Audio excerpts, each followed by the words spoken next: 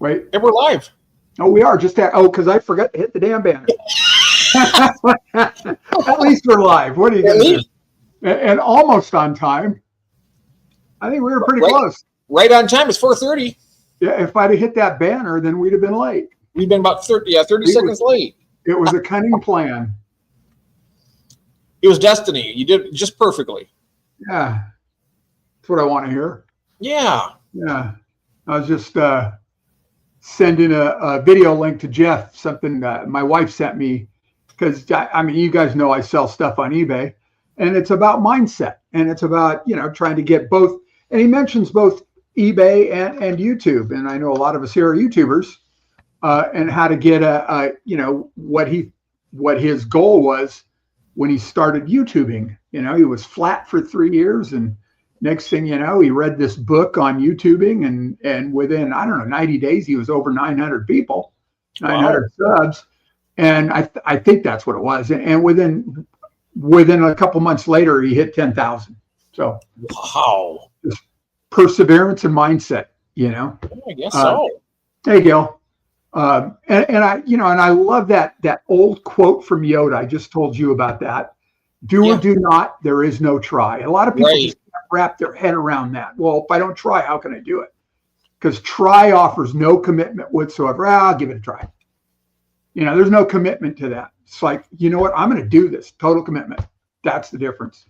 That's my 2 cents for the day. Have a nice day, everybody. We will see you Thursday. Hey, that's everybody. Hey, Sarah. Some of you, there was several of you, 5 of you that we know here that were at this Quad City Swap. Yeah. Jody, Cheryl, Jeff Kane. Who was else? Skitty home again? I don't know. Miss Sarah might have been there. Curtis was there. I don't know if Sarah went this time. I know she went to 1 year. I think Sarah went. God, and I commented. I saw Jody say, it's 6-hour drive. Yeah. But Sarah was there. Yeah. Oh, Sarah was there too. Oh, very cool. So I gotta, I was saying, I think in the chat that I've got to get off my ass and put something like that together around here. If we want to do it, that's that whole thing about mindset that I was just talking about. Yeah.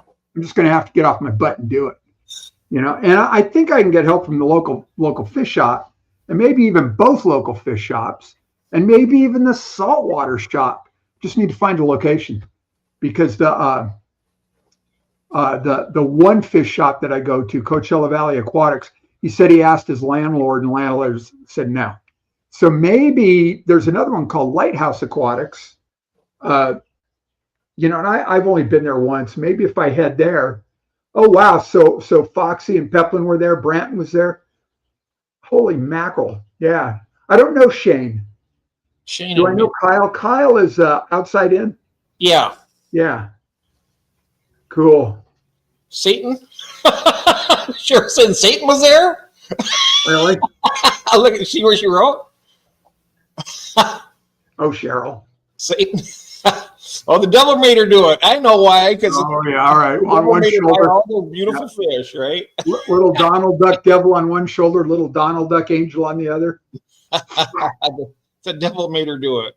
All right. Oh wait, Jody saw Mike's plecos, the green dragons. Is that what you're saying, Jody?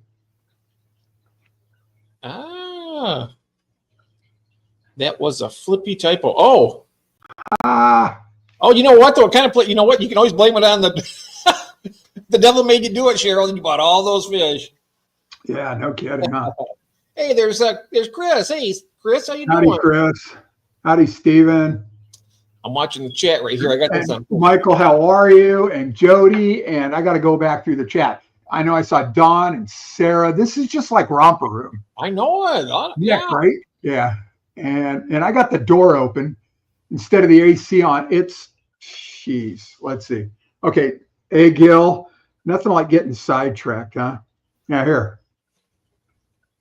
91. Oh, my goodness. Yeah, it's getting toasty. It's freezing here today. What is it? Yeah, I'm sorry to hear that. We have. I said Don. Hi, Don.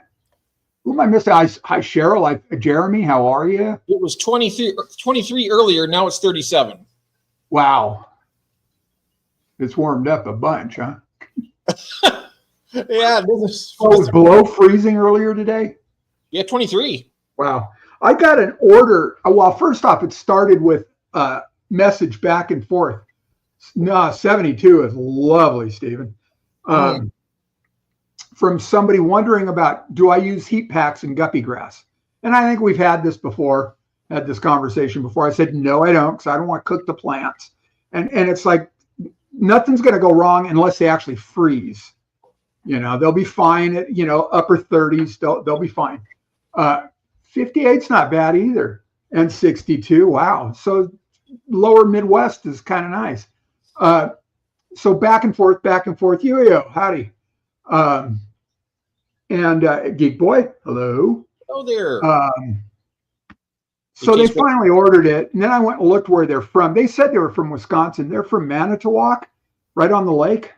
I don't remember which lake that is. Is that Michigan? Between Wisconsin and Michigan? I should know that. Yeah, anyway. I should know. I remembered all 5 Great Lakes, but, trying to figure out which one goes where. Still fighting that sometimes. 24, wow. Brent Lightcap's here. I don't know. I'd go talk to the Prime Minister about getting some better temperatures. No kidding. But anyway, so I reached out to him this morning and go, if you want me to hold till Monday, I will gladly. Maybe it'll start warming up. Lake Michigan. Yeah, thanks, Jody. And they said, no, go ahead and ship today. So I always ship them. I use these foil bubble insulated packs.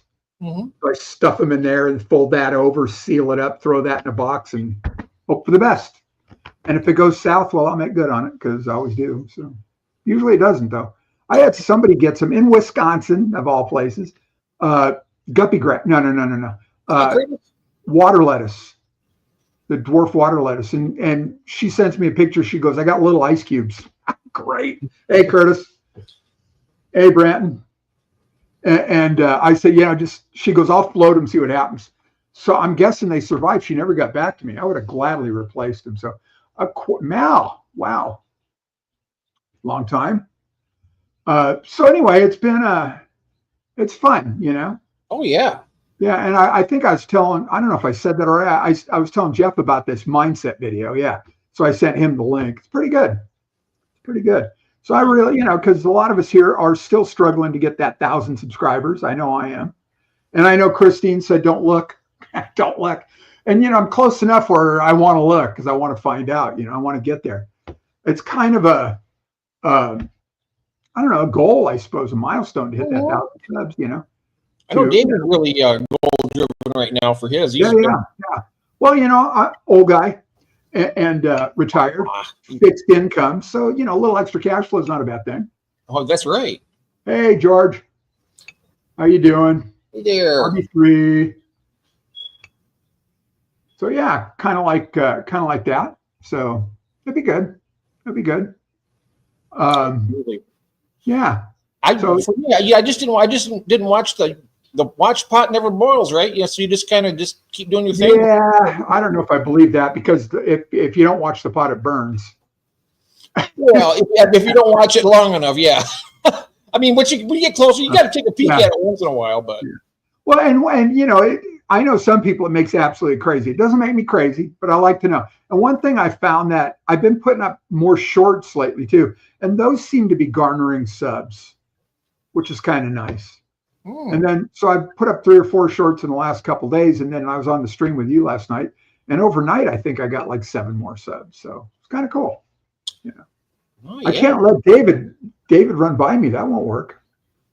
Yeah, I have ways to go to catch up with you. Elfish, if you're lurking. Mike's grandson got to go home today. Very cool. What a cutie, Mike. Congratulations, pal. That is so cool. Yeah. Very cool. Yeah. I think that's wonderful. Geek Boy says easier when you start out like crazy and you don't go crazy due to that thing. Or that thing, I mean, it depends on which thing so yeah. So now it's just a process. I love that phrase, that saying, it's a process, not an event. In other words, it takes time. It doesn't just happen like, snapping a finger. Mm-hmm. So, test your heat packs. How, Geek Boy? Oh yeah, the crayfish will take care of them rams, Soren. Hey, Brent, you got your printer. Very cool. Did you get the one that we were talking about? What did he get? A thermal printer. Oh, you know what? I mean, Kathy, we're just looking. I remember yesterday we were looking at those last night. Yeah. Yeah. Nice. Not the one yet, but yeah, good. And you know how to set it up in eBay and what do you use, Shippo or Pirate Ship? So you get the 4x6. When I first got it, it kept coming out 8.5 by 11 because that's what eBay defaulted to. And so I had to, I reached out to somebody, and then I just happened to stumble across a couple of videos how to set it up for the 4x6. And there's a setting in Shippo. That's the one I'm familiar with. I think it's under accounts. You click on that. Somewhere there's a place to set it up for 4x6.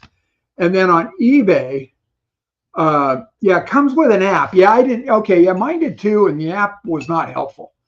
And so on eBay, before you,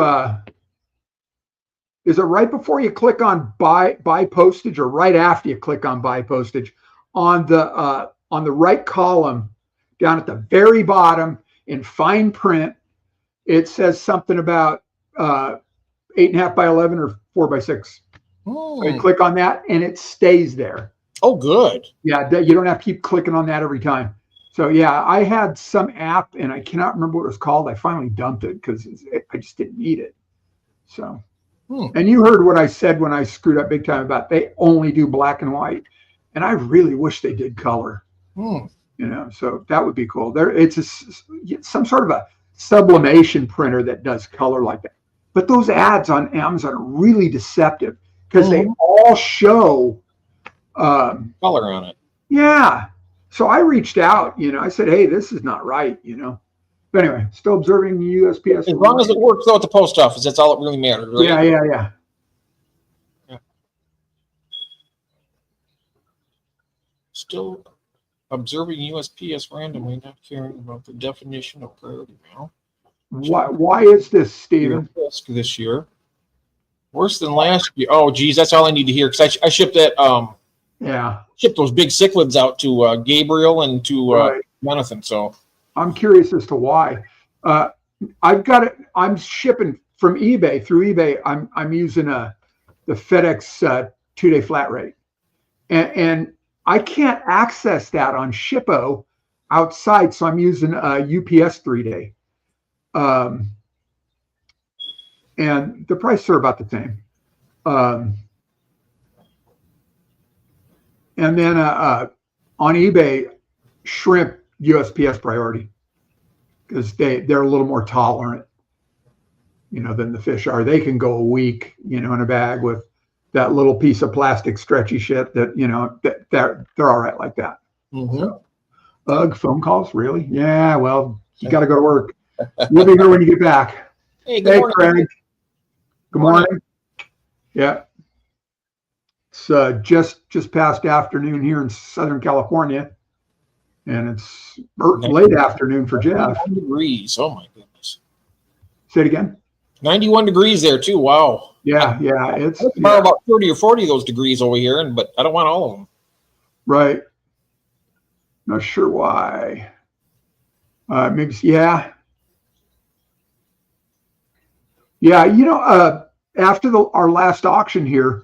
I shipped a box of spawning mops, nothing perishable, to Wisconsin, Ground Advantage, 3 days. I was just blown away, and Priority. I've had Priority take 5. It's like there's no excuse for that, so. I don't think it really matters much anymore. They just throw it in whatever truck they want to, and when it gets there, it gets there. Yeah. Pretty much. Okay, what are L134s? I'm guessing it's leopard frog plecos. Really nice. Oh, okay. Very cool. Craig's bred a whole ton of them. Very cool. Nice. Yeah. That's like my bucket list pleco I want to get. Yeah. I'm really glad they did, Brent. It was kind of almost a testament as to what they're capable of, and yet they always surprise you. Yeah, I don't want them to hear it. Yeah. Whoa, no, we're not going. Oh, you clicked on that? I didn't click on that. No, I didn't click on that. Oh, then I must have. You must have. I'm not touching the chat. I'm just reading it. I'm just reading it. She's not taking a phone call, so she didn't see that. Ah. She saw it. Yep. So in the last, 3 days, I've lost 3 fish. You have? 3 different tanks. A little ember tetra. It's in the tank with the koi kahaku swordtails. And then yesterday morning, I went out to the garage and this is typically what they do, dead center, right in the middle, right up front, upside down is a little bronze cory. I know sometimes they look like they're sleeping. And hey, Horizon. There's David. Dave, how you doing? Horizon Fish Keeping. Hello. And then so that one. And then this morning I went out and looked in the tub, and there's a dead Medaka rice fish. Everything's finite. It's not going to last forever, right? Yeah, it's true. I think my neons in my kitchen tank are they have. I think they've got a fairly short lifespan. Neon tetras. And I've got a couple. I've got one. It looks like a female. It's bigger, stockier, and its spine's starting to curve, and it looks like it's kind of swimming in circles a lot, and so. Excuse me, I'll be right back. Sure. I'm hoping it's still living its best life, just because it's fed. Nobody picks on it. So anyway, yeah, I don't know. I was watching a chat in Facebook one time, and I forgot exactly what the fish was. And this goes back to something Gil suggested once about, bringing up all the BS that people put on Facebook, And it was about somebody was having a little trouble with fish. Right off the bat, everybody's going to euthanize it. It's like, oh my God, it's like, just let it live its best life. It's not hurting anything. It's not going to take, it's just, I don't know. That's just my 2 cents. You're probably trying to grow up baby brine shrimp breed. Yeah, I would love to grow out. I did once. I had a 1-gallon jug that's in dire need of a cleanup now. And I actually threw some baby brine shrimp in it, and they started reproducing. And had adult brine shrimp in there, obviously reproducing. But I got to a point where I just couldn't keep up with the water, keeping it, the balance, the salinity right. And so I'm going to give it another shot. I'd like to get a little 5-gallon tank full of brine shrimp going that I could just net adults out of and feed to the other fish, because it's a great live food, I think. I don't know. Yeah, yes, surely not. You're right.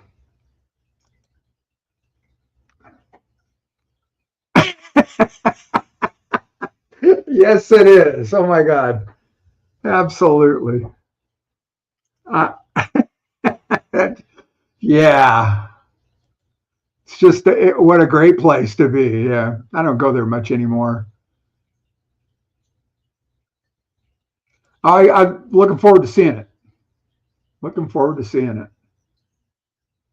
Then we've talked about, and I don't remember if it's here or if it maybe was on David's Friday night, about blackworms and culturing blackworms. And shameless plug, video on my channel, how to raise brine shrimp. Oh, cool. I don't suppose you'd mind dropping the link in there, Curtis. That would be cool. Where was I? Oh, blackworms. And so I want to give that a try. Yeah. Yeah, I think I do. I remember Curtis once upon a time said something about got to watch out for the leeches that come with blackworms. And I'm guessing maybe David didn't get any. Maybe it was a clean stand that he bought those from. Oh,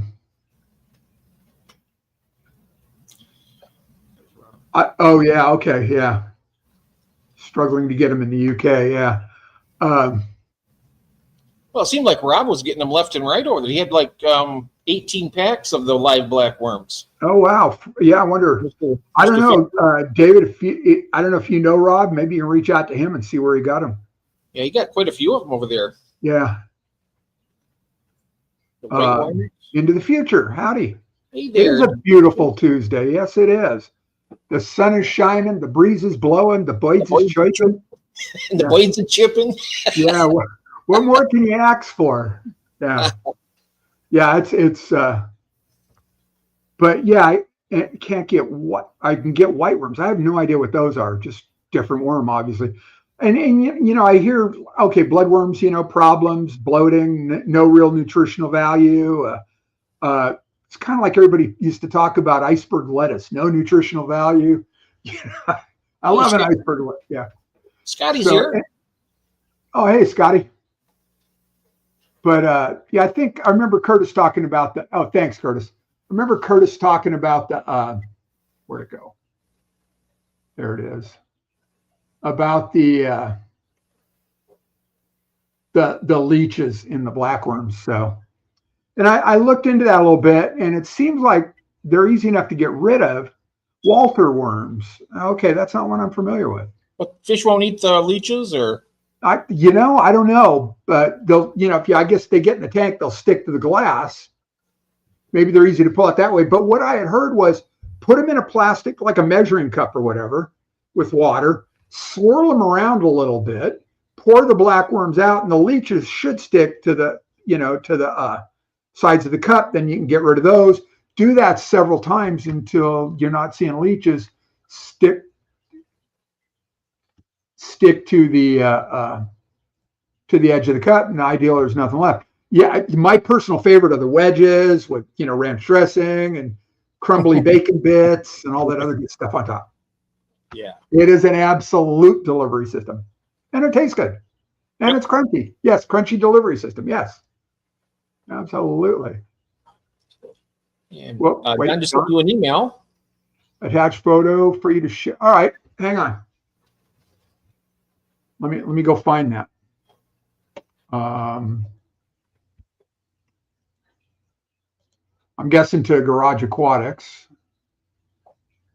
I think that's the. Yep. Okay. Oh. That's the one you use for your regular email, but then for when you do your orders, you want Ron LaFond or roadrunner.com. That's correct. That's my PayPal is Ron LaFond at roadrunner.com. Yeah. I guess I could start another one, but it's enough to manage. So, and so far, with this group, I don't mind, I don't really care which email you have. Hey, Jeff Gain. Hey, Jeff. How are you? Let me figure out how to share this. Present. Share screen. There it is. All right. If I can make that a little bigger. Those look very much like red tulips under I'm birch. Not sure, birch. Yeah. Birch trees to me. Yeah, that's really nice. Thanks, Don. Nice. Very nice, Don. Very spring. Yeah. Beautiful blue sky too. Yeah, that's gorgeous. Yeah. Yeah, spring has sprung already. I think we're working our way into summer. So. Oh yeah, I've got a few more tanks here, Dave. Yep. Yeah. Saying, Jeff, have you been buying more aquariums? I built a new rack and I got some more tanks back there. I got more coming though too this summer. Don's saying something here. Jeff, I need to talk to you before we all disappear. Where are we going? That sounds ominous.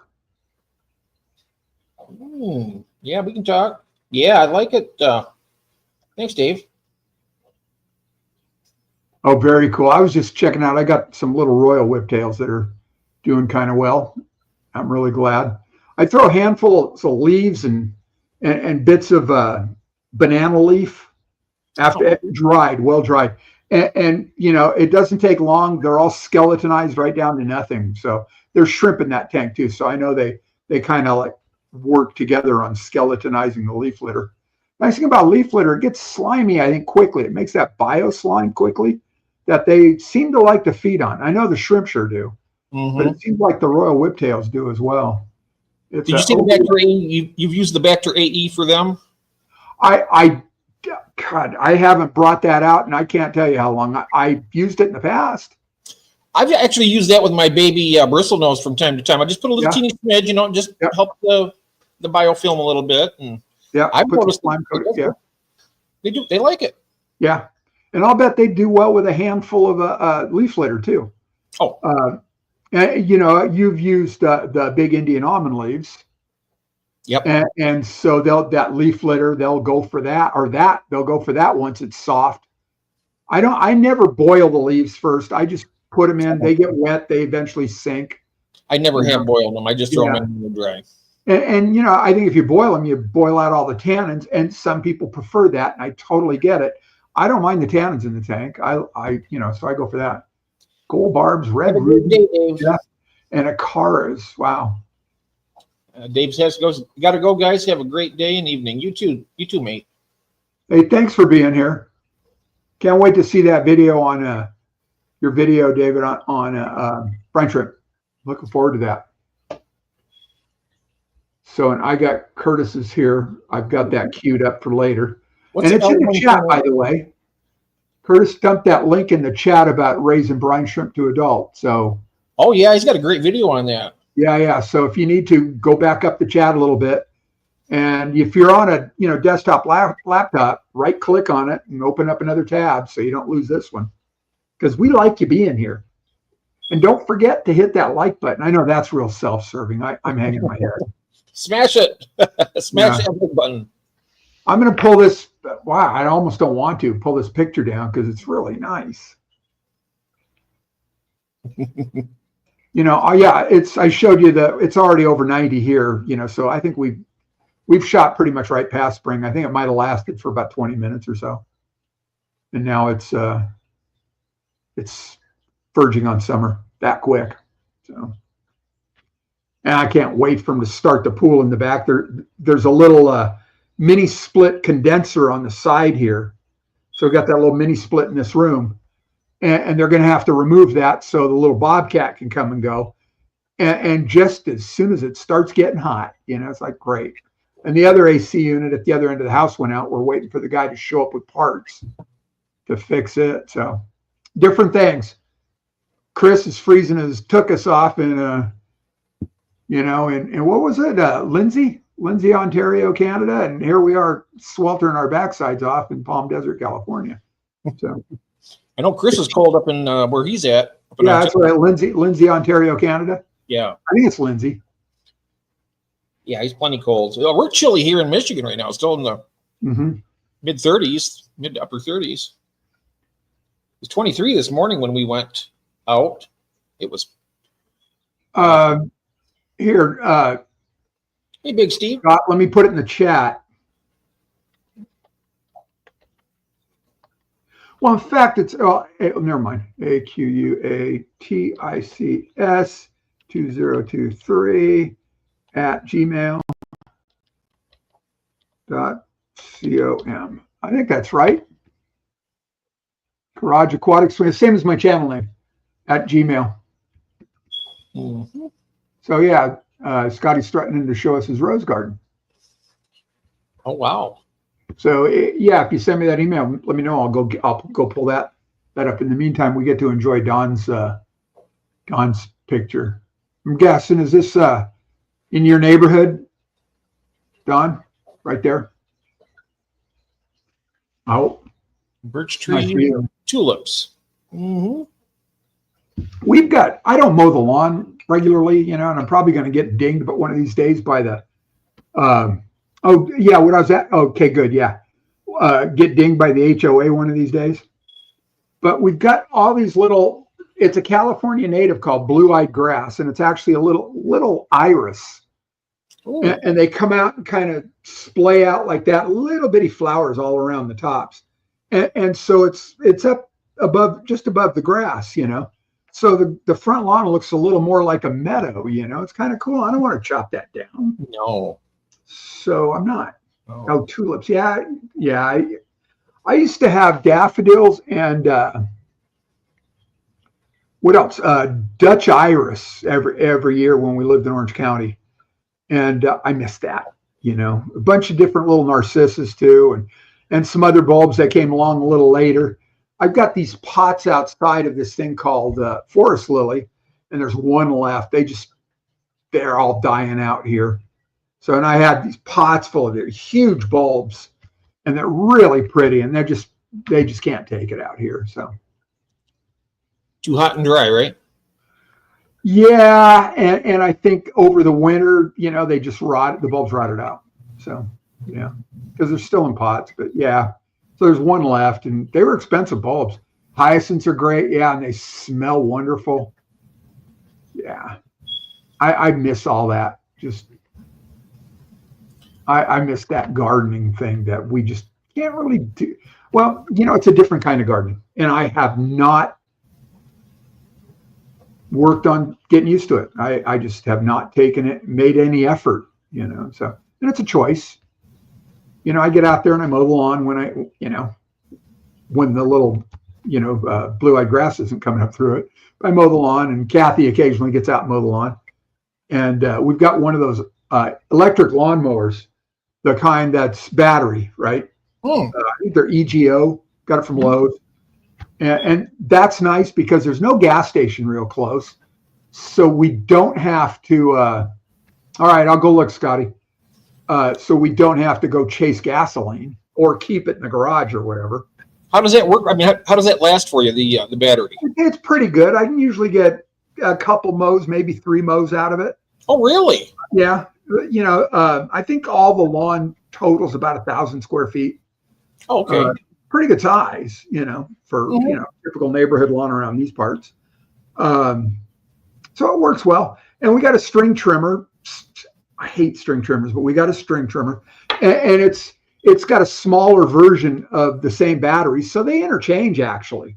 Oh wow! So, yeah, so I try to keep them charged when and it does a nice job.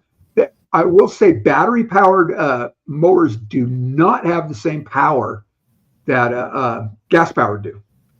So when it comes to scalping the lawn, we're supposed to overseed going into the fall, scalp down the Bermuda grass because that's what grows in the summer here, scalp it low, and then overseed with a winter ryegrass. And then when the winter ryegrass starts melting off in the spring from the heat, scalp it down, and the Bermuda grass just comes back on its own. But they're not powerful enough to scalp it really low. So we use one of the local gardeners in the neighborhood, have him come through and scalp it.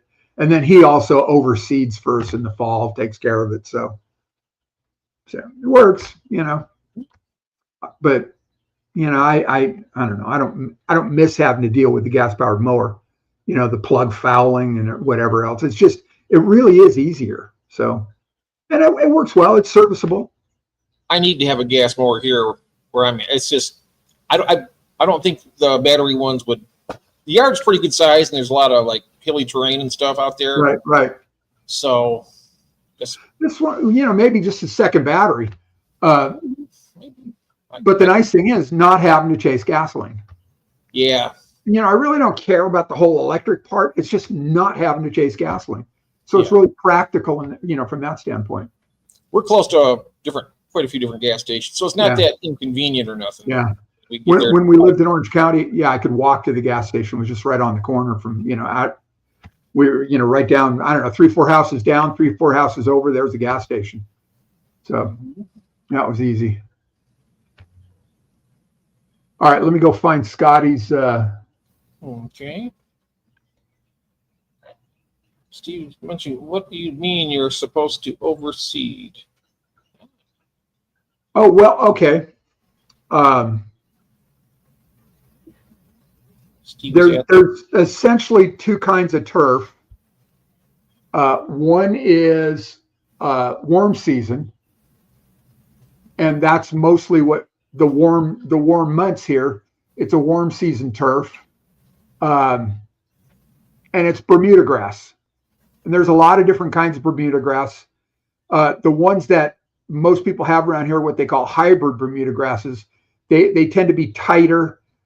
You can clip them lower. The common Bermuda grass gets out of hand, runs into the flower beds and everything. It's a pain in the butt. But hey, Greg, And then there's cool season grasses that grow in the cool season. So where I lived on the coast, we could grow the cool season grass year round, and it did really well. And you mow it taller. A lot of people over mow it too short. And it does really well, mostly year round. And the taller you mow it, 3-4 inches like that, it looks really lush and green, and it shades the soil more, so it's more water conserving as well. But around here, that stuff doesn't survive in the summer months. There's brands called Marathon and Medallion and all that. And then the cool season grasses around here are annual grasses. So like an annual rye is what they typically use. They scalp everything down, and you have an existing lawn that's been scalped down, but you throw seed over that.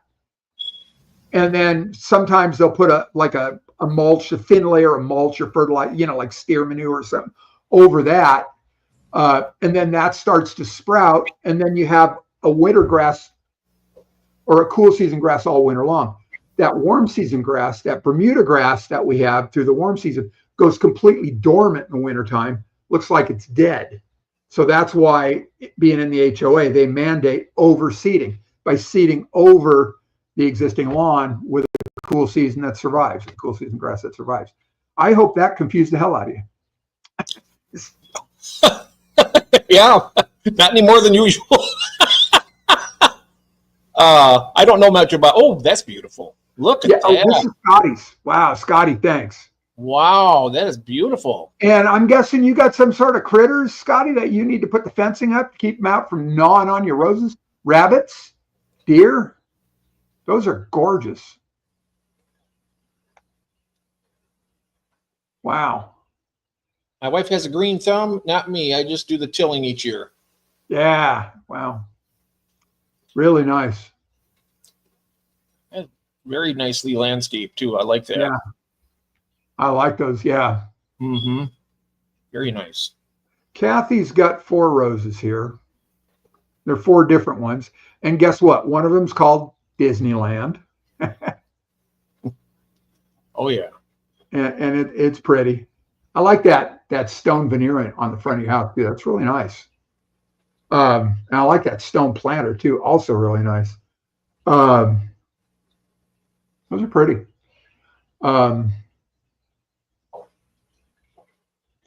Pretty much all we got around their place are hostas, and I got zebra grass and yeah, a couple other little things. Nothing much. Nice stuff. Yeah, it's all nice stuff. Yeah, I'm familiar with all this. Hosta won't work where I used to live in Orange County. There are some varieties, different hostas. They're very cold tolerant, obviously, and I think they require some winter chill that we didn't get a lot of where I lived. Although a buddy of mine lived in Fullerton, not too far from Cal State Fullerton, and he had hostas in his yard. So I guess there's something called a microclimate, which is little mini climates in even in your own backyard, like cold spots or hot spots, and you take advantage of that. So they seem to like the shade the best. I mean, yes, yeah, they are a shade plant, and snails love them. Oh my God, if you're in a snail-prone environment, they love them. They'll absolutely shred them. Hey, Brian, welcome in, pal. I've never seen the land snails here. Yeah, HOA. I want to get a T-shirt that says "Defund the HOA" and wear that to the HOA meeting. See how that goes over. See if they have any sense of humor or not. So, deer. Yeah, I figured. Yeah, and I know rabbits will do a number on roses too. They'll eat all the buds. They can stand up and stretch pretty tall. Some rabbits, and if they can get to them, they'll defoliate the whole lower end of a big rose. Nasty little creatures. Yeah, the deer around here, they're notorious for eating all that stuff up. Yeah. We don't have anything like that here. Found a gecko the other day, a little bitty gecko lizard. Oh. Cute little thing. Cool. And roadrunners. We got roadrunners. And I think it was the last summer I saw 7 or 8. They were all kind of like having a conference under a tree down the street. And they're cool birds. They're inquisitive. They're fun. They'll come up pretty close, and I'll talk to them, and they'll just hang out and look at me. And they're all named Bob.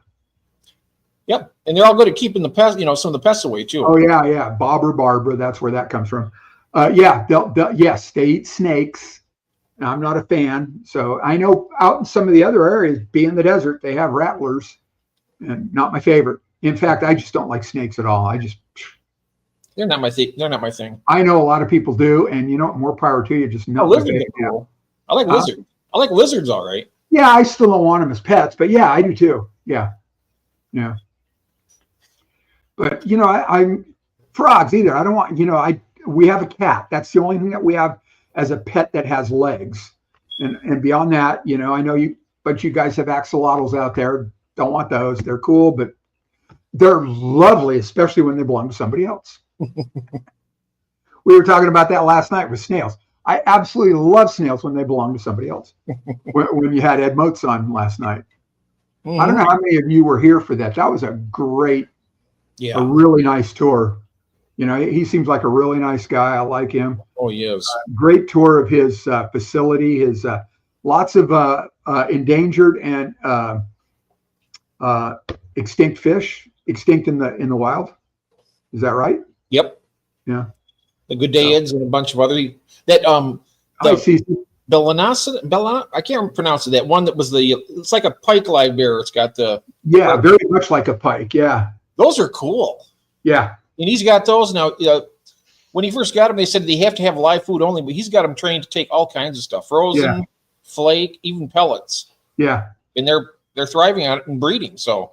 But then who was it? Dr. Ted said he came home and one of them was fat and the other one was missing its head. Yeah, the female decapitated the male and ate his body. So yeah, that was wow. Yeah, no kidding, huh? Wow, just fun stuff though. Mm-hmm. It's kind of I don't know if they're still around. There used to be a website called jpegmag.com, and this goes back to 2000. Was it 2008? I did a road trip, went back and saw my cousin in Swansea, Massachusetts. And he's an avid photographer, and I was an avid photographer. And he told me about this website, jpegmag.com, and it was a photo sharing site, and it was a lot of fun. And so somebody came up with this brainstorm about let's do something called Saturday Shots and do shots in your yard every Saturday for a year. So I did that, and when I was still living in Orange County, and it was really cool. Hey, Melvin, it was really cool to see. And I mean, I lived in it, but you kind of take it for granted. So every Saturday I got out and took a different shot somewhere in the yard and posted on this website, and it was really cool. I mean, there was just so much change in my yard. It was kind of a plant zoo. I taught horticulture for, almost 20 years, and I was a horticulture student too prior to that. And I've always loved plants and gardening and all that. And then I just, getting to do that and actually look at the progression, over the course of a 12-month period, in the same yard. It was really kind of cool. Oh, yeah. It was fun. And then all of a sudden it's raining and, and because it didn't rain a lot, Southern California, we don't get a lot of that. So there's rainy days out there on the pictures, and it was neat. It was really neat. Mm-hmm. Spring came and went, lots of blooms. Very cool. We have we even, I think, we mentioned fish like 3 times. I talked about dead ones. Jeff just talked about that. Belonex? Belisonics? Belisonics? Yeah, something like that. Yeah, let's see if I can find that.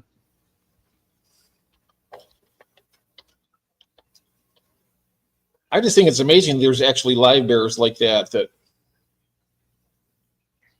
No, that's not it. So interesting. Belisonics, Brent says. Belason. I think it's Belasson. Is it OX or AX? You can try either one.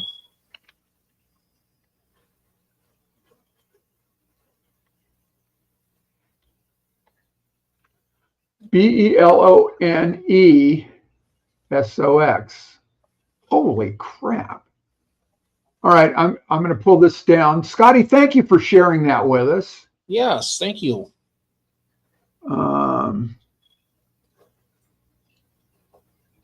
I love seeing other people's yards. I get to live vicariously through other people's yards that way. Did you find that fish?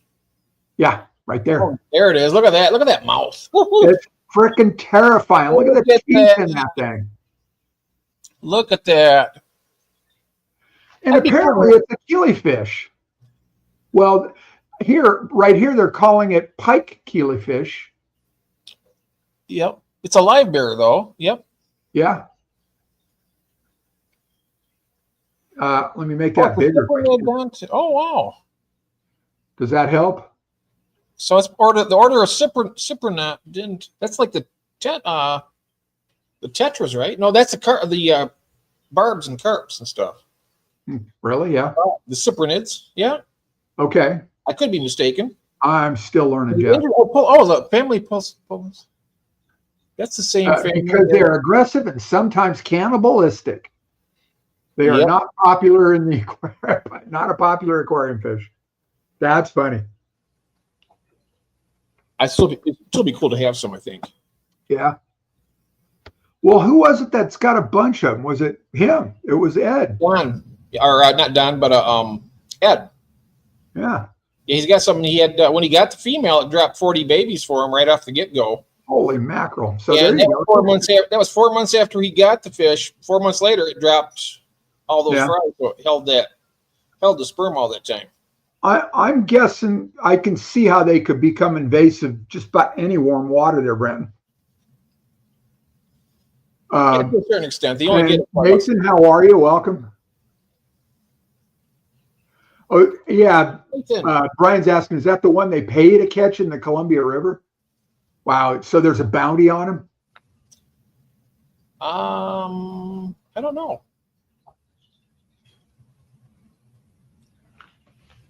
That's interesting. When I picked up my half beaks. Oh, you almost got those. Well, Ed has these, Cheryl. At some point, he'll be having some for sale for you.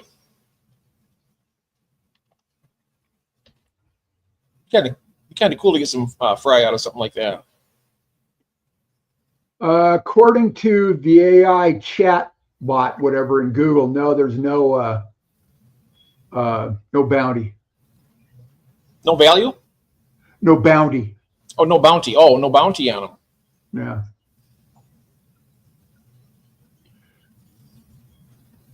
Yeah. Huh. Interesting. Yeah, that's just a nasty, mean-looking little fishy. Hey, Rachel. Northern pike in the Columbia. Yeah. It sure looks like it. Wow. Yeah. What's up, Rachel? Hello. Yeah. And Jeremy? Yep, JNN. Yep. I thought you were here. Wait, no. He's been here. He's been here for a while. Yeah. Mm-hmm. Got it. Well, anyway, thanks for being here. How's that? Yes, absolutely. I think I need to shut the door and turn the AC on. Jeez Louise. I tell you what, if it was 91 there, I'd be having that thing on already. Yeah, it's 92 now. Yikes. Yeah. Let me do this. Oh, the Northern Pikes are the one with the bounty. Oh, wow. So Northern Pike are down in Columbia? The Columbia River? Oh, wow. We catch them up here for the... I'm guessing that's because somebody released them thinking it was a good idea. Northern Pike are the ones that with the bounty. Wow. Wow. Now that's something. I mean, you got these guys right here. They get about 6 to 7 inches, something like that. You get a pike, they get huge. 3 feet. Yeah, they get big. Yeah. They get a lot of stuff. Yeah. Big appetites too. Yeah. They're supposed to be good eating, aren't they? Pike aren't too bad. Yeah. They're all right. There's another one similar, pickerel. Yep. And they both remind me of like freshwater barracuda. Yeah.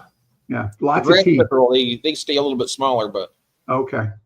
Yeah, they're cool. Competing with the salmon. Yeah. Oh God. Yeah. I saw another one. God, what was it? It was in one of the canals. somewhere in that part of the world. And periodically, what do? They block off both ends of the canals and electrocute the water, kills all these invasive fish. Up they come, net them out, and do it again every so often. So is pike are good smoked, but so is, yeah, really, yeah. I love smoked salmon. Yeah.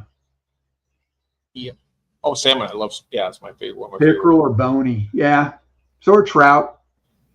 There's a technique to them, I guess, when after you cook them, be able to peel them away and pull out that, that center, the spine with all the little bones. Mm-hmm. And then, yeah. So there's a, but do they taste good though, Scotty? That's the big deal. That's the question. A Jack's dish in Louisiana, chain pickerel. Mm. Wow.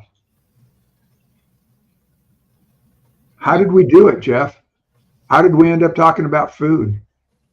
Is this my fault? Well, no. We just were talking about fish, and then it naturally kind of eased over to the food side of it. Yeah. Some parts are edible. Yeah. What those guys eat and everything. You're, I wonder if they're, get onto the pike and then the game fish. Oh, God, these are just nasty looking little fishies. Yeah, I think cool. Look at the mug on that guy. The top jaw looks like it's hinged. Yeah. Right through there. I'm going to see if I click on that. I'd like to have one of those in a tank. Oh, here's a bigger picture.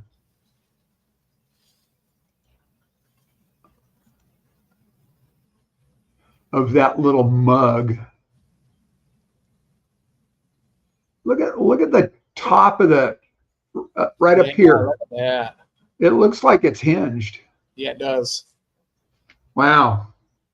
Pretty iridescence in it. Quite a little predator there, yeah. Yeah, no kidding. Wow.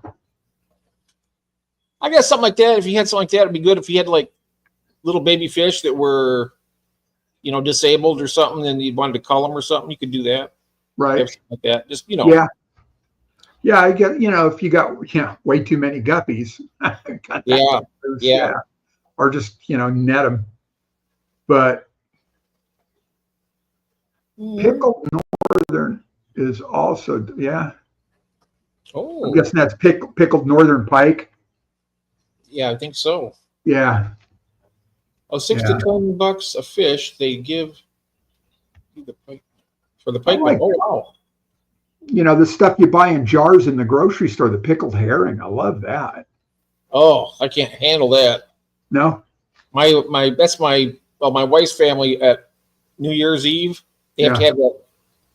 Well, it's the cream pickled herring. Oh yeah. No, I won't tell you. I like that one too. No. I didn't tell you that. No, yeah. Oh, you like that one too? You do like that one? Ah. Yeah, that's funny. Grilled northern pike. There we go. All right, Jeff. Yeah, grilled. I'll bet it. And did we agree that one smoked is also really good? But then most smoked fish is. Mm-hmm. Yeah. Wow. Mm-hmm. Be fun to catch too. I've seen those things come up out of the water and dance on their tail. Just, yeah. Oh God, Don, you had to do it. Hey, David isn't even here. No, what a waste. You missed your opportunity. I see it.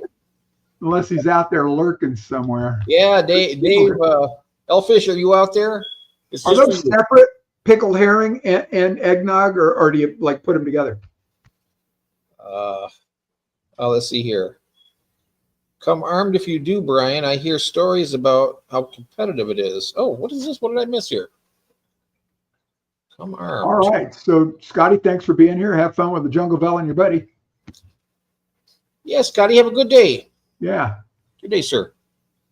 Absolutely. Hey, Jorge. Hey, Jorge, there he is. Yeah. All Christmas stuff. Yeah, I suppose. A lot of it seems to be seasonal. Yeah. Oh, the bounty fishing. Ah. Well, you know what, Jeff? Thanks for stopping in. And, back to work safely and have fun. Have a good day. Yeah. Be well. Wow. I don't know. I need to, just thinking, my brain just went, I need to buy fish. Oh yeah. I do too. Yeah. So all those little plecos, I've got those two bigger ones, and they're, God, I don't know, 6-7 inches long in with my bettas. And I was gonna, some of the little ones I got, I don't know if I already said this, I was gonna drop those into the tub. Mm-hmm. And now I think what I'm gonna do is take those two bigger ones, put those in the tub. Oh yeah. And then put little ones in with the bettas. And that way, oh look, Amazon. It gives them more room. Yeah. Yep. Yeah. And they'll the tank's already cleaned up now that the two big ones kind of did their job. They're sort of hanging around. They went comatose for a couple of days. I think they ate so much. And so, now a couple of little ones will be able to keep that tank, pretty clean. So, oh yeah. And I've got that tank full of albino crebensis, and I've just got to do something with that. And the tank is just not working for me. So I've got to, rebuild it. I just got to take that tank apart and completely redo it. And it doesn't grow plants to save its backside. You're going to have some of those on the auction, the albinos. Yeah. That's going to be a good offering for people. Yeah, I hope so. Yeah. And I want to get rid of them. So keep a couple maybe. Mm-hmm. And then I was going to put a mix of that Miracle-Gro soil, potting soil. Yeah. It's really a soilless mix, but yeah. And some pond soil. Blend all that together really well. Put a layer of that down. And then sprinkle some, ground up API root tabs over the top. And then cap it with sand. And then plant. And maybe the plants will do well in it this time. I'll put a bunch of that corkscrew valve that I got from Jody.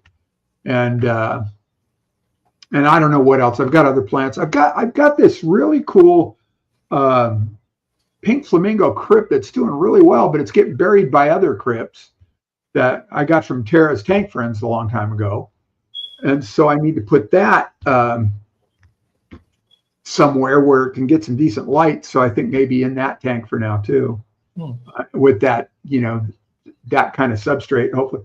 Potting soil and sand cap. Yeah. I still like to put the, some nutrients. So I know. I know the Miracle-Gro I have. I mean, those plants in there growing like gangbusters. I didn't use any no root tabs or nothing. I like the idea of the pond soil too, because it's kind of a clay base, mostly a clay base. So it tends to be a little richer, I think, and hold the nutrients. So that's the way I was going to go. And Jorge, if it doesn't work, you'll be one of the first to know. So I'm going to answer that one, Branton. Saturday the 19th, 5 p.m. Pacific, 8 p.m. Eastern. It's right on the bottom here. Yep.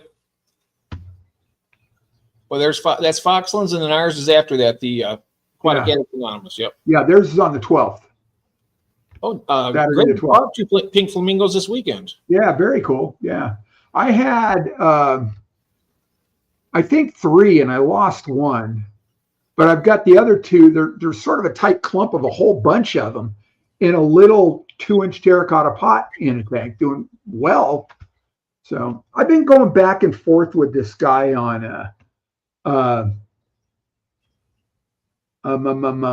where? Well, it started out on eBay. No, it's never too late for you, Branton. No, plenty of time. Yeah. Started out on eBay. Got back in January asking about shrimp and other stuff, and also God, I don't even remember. So I went back and forth with him. He wanted to buy shrimp, and he finally bought some shrimp from me. And then we were still going back and forth on eBay. Finally, I just gave him my Gmail address, and so we go back and forth there. And he's always got, he's a total newbie. And loads of questions. And one was, do you feed jungle val? And actually, I think pretty much what I said was no and hell no, because, it's like somebody wanting to fertilize ivy. It'll take over everything if you do. But but it's been kind of fun, you know. So it's been kind of a learning experience for me going back and forth with this guy. It's nice. Hopefully he gets something out of it. And I suggested a couple times that he shows up at the auction, see what it's like, you know, and to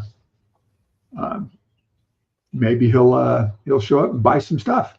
So he's been a good customer, you know, both on eBay and off eBay, you know, just like personal now. So been kind of cool. Yeah, indeed. Did I say? I did say hi, Greg. Hi, Greg. Yep. Yep. Very nice. Let's see here. Jungle Vale makes a great floater. Yeah, you know, I've thrown, well, just the leaves themselves, you know, on a 5-foot plant. Yeah, it does. It just kind of comes up, spreads everywhere. But I've also, you know, thinning, and I've told you, I'll just pull leaves, and occasionally a whole plant comes out, and then I'll just tear the leaves off. So about it's like, you know, the rest of the plant's 8 or 9 inches, and I'll just pitch that and let them float across the top of the tank. They send runners out there too, and the roots just kind of get bigger. And so, and actually a bunch of that corkscrew valve that Jody gave me is working as a floater right now too. Because I haven't gotten around to planting it. It's doing absolutely fine floating. The valve I plugged that in right away, and I tell you what, it took right off. Yeah. I've got runners, I got new plants. Now, when I bought it though, because it's all over the top. I mean, it goes up. Yeah. When I bought Jungle Vale originally, this goes back almost 2 years ago. It came, I don't know, about 10 inches, 9 or 10 inches long. And I think there were 3 pieces wrapped in that thin, like foam, you know, it's like a foam, thin strip of it wrapped around it, and then a lead strip around it, and virtually no roots. And so I plugged it into a tank, and they just were not happy. So I took them out of that tank, put them in another tank, and it's actually backed up to a window. And it took them a little bit. They took off, and they now they're taking over that tank. It's 40 breeder. So those are the ones I end up thinning out. Yeah, really, that's pretty much it. Yeah, it's really, yeah, I like to call it the gift that keeps on giving. Same with my Java moss. I get a lot of that. Yeah. I really like this stuff. I like Val. I think I've got 3 different species now. I almost bought another one, but you know, I wasn't really happy with the look of the vendor. Blah blah blah. I'll go look for again. See if I see it again. I can't remember what the species was offhand, so it's going to be hard to find. But it was another species of jungle or of Valsinaria. So it's a cool plant. You just got to have room for it all. So, and I got that one that it's starting to grow. That one that the fish shop gave me. The one I was saying some sort of a dwarf. It's starting to grow now. That's the one I put in that little black plastic takeout container. That one I filled with the Miracle-Gro soil, covered it with sand. I planted it in the Miracle-Gro soil and then capped it with sand. That's a cool idea. Curtis says he keeps it in the pot so he can move it around. Yeah, and I've got a big terracotta pot about 10 inches in diameter, and it's shallow. It's probably 4 inches deep.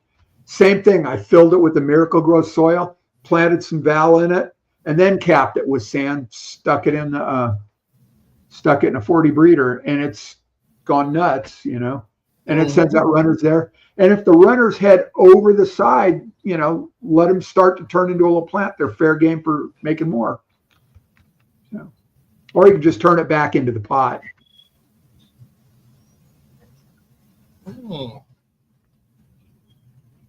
Brian was saying somebody make $100,000 fishing for those pike minnows. Wow. That'd be fun. Wow. And that's the bounty on them. I wonder how many you got to get that kind of money, though. Yeah, really. A piece or something. Or? Well, going fishing for a living, that wouldn't be too bad. With the way I catch fish, though, I wouldn't make very much money. I'm not a very good fisherman. No. Heck, I don't even catch the fish in these tanks very well. They're so dang fast. That's funny. I used to love to go fishing. Yeah, winter is coming. Oh, summer's coming here. Yep. So you're deep in your autumn, huh, Craig? Starting to get cold at night? Starting to warm up at night here. I think their winters are a lot more mild than what ours is. I mean, I don't think they get much snow there. I don't think. No, not snow so much, but I was watching. God, I don't know if it was Keeping Fish Simple or Adrian, and they were talking about nighttime temperatures that can get in the mid 30s. 30 Fahrenheit. Oh yeah, we're mid 30s right now. How you doing, Lance? Hey, Lance. So yeah, I think we're starting to see high 60s, low 70s at night. So it's starting to warm up. Oh, it does snow very close. Craig says it snows there. Huh? Craig says it does snow there. Oh, really? Wow.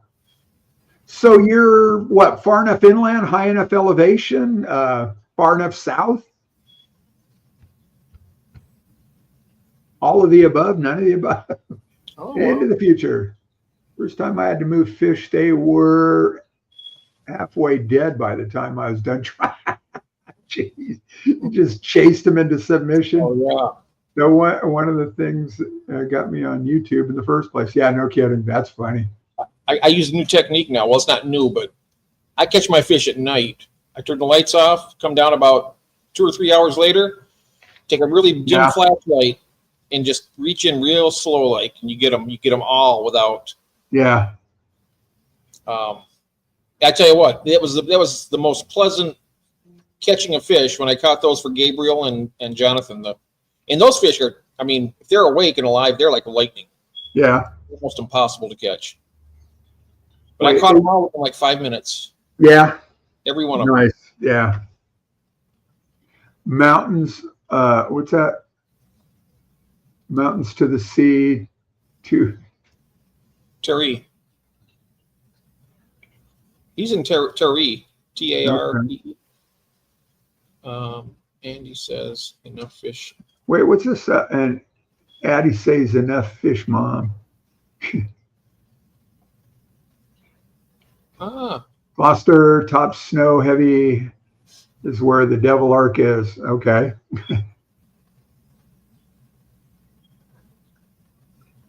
Yeah, element of surprise. Yeah. Yeah. I've got that other tank full of the species crebensis. Oh my God. So when I go to get fish out of there, I'm gonna have to take all the. I've got this giant chunk of a lava bomb, and it's got to be, I don't know, 25, 30 pounds. It is heavy, and I set it in there very gently. And then I've got just this whole rock pile next to it. It's a 29-gallon tank. I'm gonna have to take that whole tank apart to get fish out of that thing. I've done that before. In fact, I think I don't remember if I sent those to Ed or to Jose. And I had to take the whole damn tank apart, except for that big lava bomb to get fish out of there, because there's no way I can move that sucker. Not short of draining all the water out too. That's how I got it in. The tank was pretty much dry. I had it leaning out on the rack because there's only this much room above it. So I set it in and then twisted the tank back onto the shelf, Mm-hmm. That may have not have been a great idea, but it's there now. So. Yep. Yeah. Yeah, I wish we'd get a little of that rain stuff. But we're in a desert. We're in a desert for a reason, because it doesn't rain. There's Jose. Hello. Just heard my name as signing in. Yeah.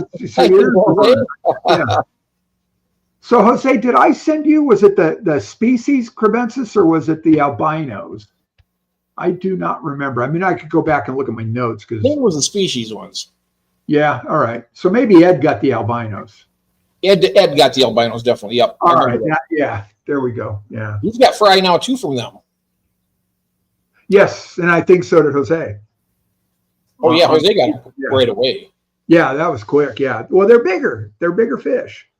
The albinos are smaller. I don't know if they're slower growing or what, but that was one thing. That was my big takeaway last night on your stream with Ed Moats.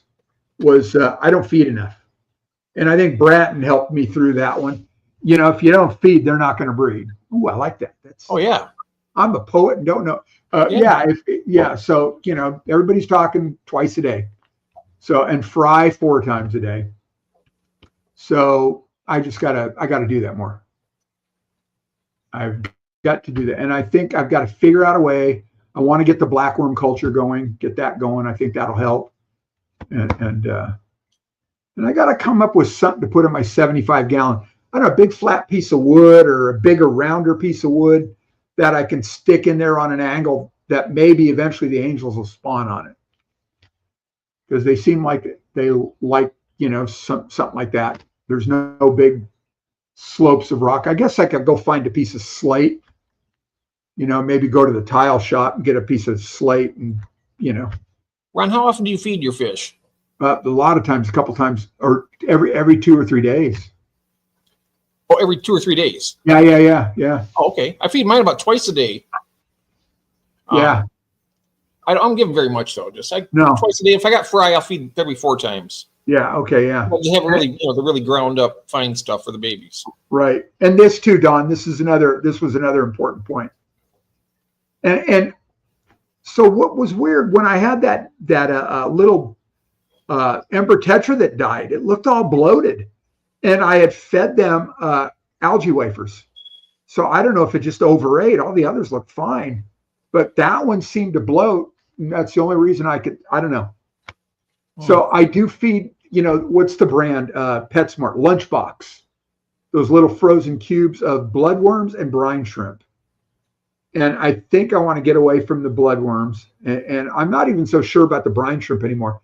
Because one thing I do notice, you know, that frozen brine shrimp, it really clouds the water. There's a lot of, you know, like not all whole brine shrimp in there. And I'm not a fan of the frozen food because, like I said, every time I fed it, it seems like my fish would get parasites from it. Yeah. And when I stopped using it, it stopped. Yeah. That was that San Francisco Bay brand, that flat sheet of it, brine shrimp. Yeah. That I had terrible luck with that. That's, you know, years ago when I was a kid, that's all I used to use, buy those big sheets of, you know, the frozen brine. Never thought anything out. I didn't know even, you know, 1 iota what I know now, and I still know nothing. I fed it for years, but I kept noticing this pattern, you know, every so often. When I fed the brine shrimp, I'd get a sick, the fish would get bad. Yeah. They are gorgeous, aren't they, Jose? Those the crebensis. I put that short up today.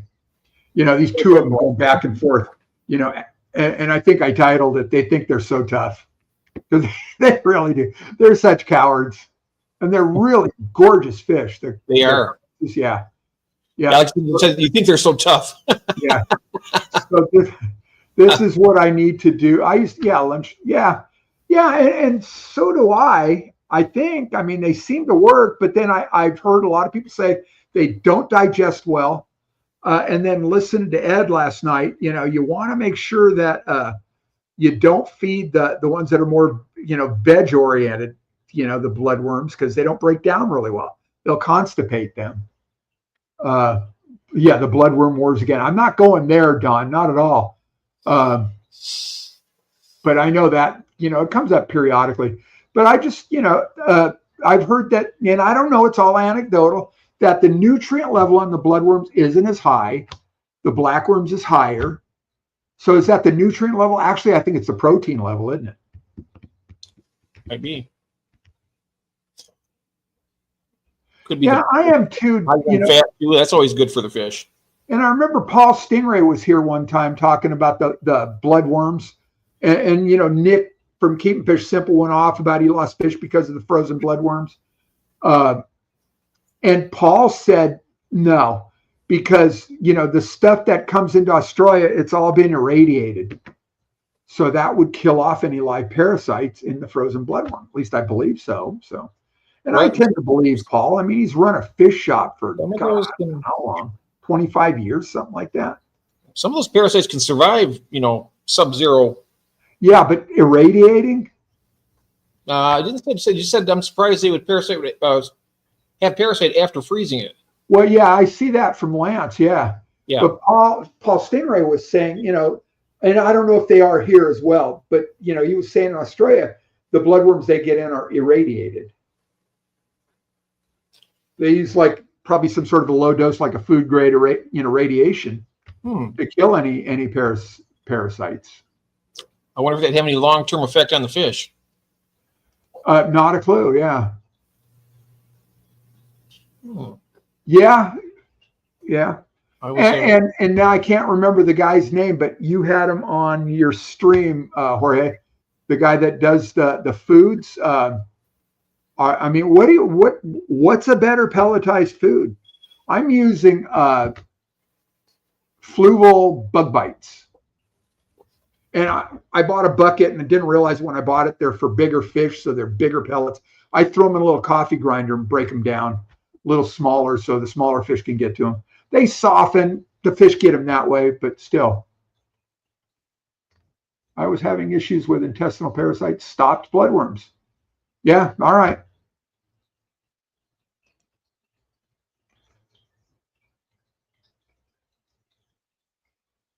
Yeah, and again, you know, Jose, what do you suggest?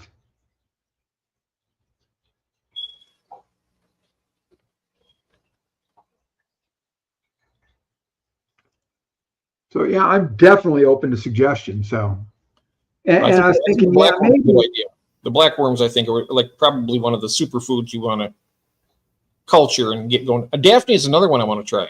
I wish I'd have done Daphne. Yeah, I can't remember the name of the guy that Jorge had on his stream. He's got a food company. Sarah bug bites are good. Okay. Blackworms, yeah. Anyway, and Rachel, you use a grinder for what, mix dry foods together and kind of blend them all together. That's kind of what I do, flakes. And so bloodworm for 20 years. You're not that old, are you? And never noticed any detrimental effects. Okay. You know, I don't know that I have either, to be honest with you. And I've been using the Lunchbox bloodworm since I got back into this a little over 2 years ago now.